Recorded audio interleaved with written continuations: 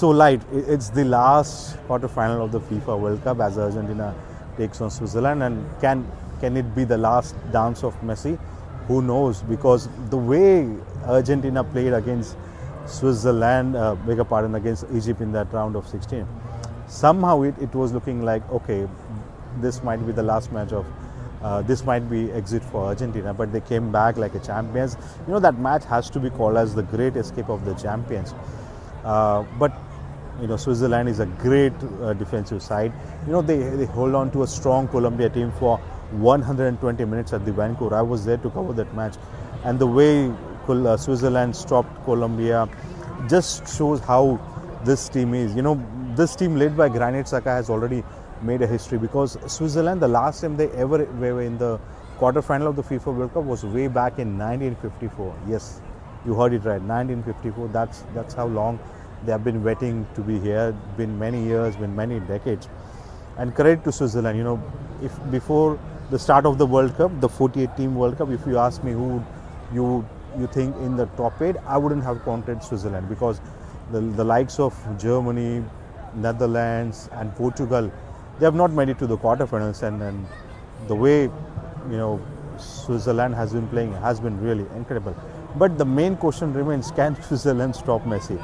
Yes, Messi has missed 4 penalties in this World Cup, but he has scored the most number of goals.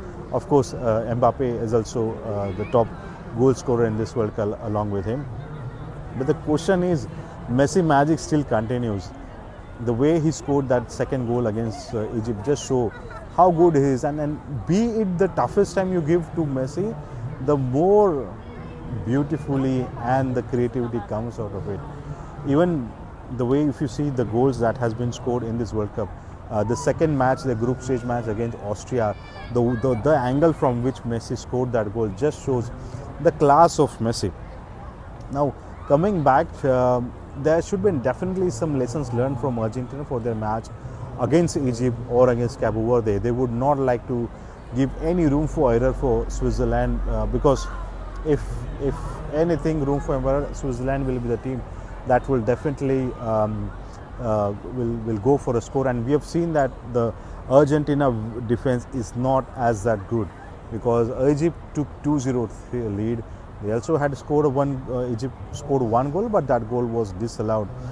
So there are flaws in the Argentina defense which Switzerland would like to take in.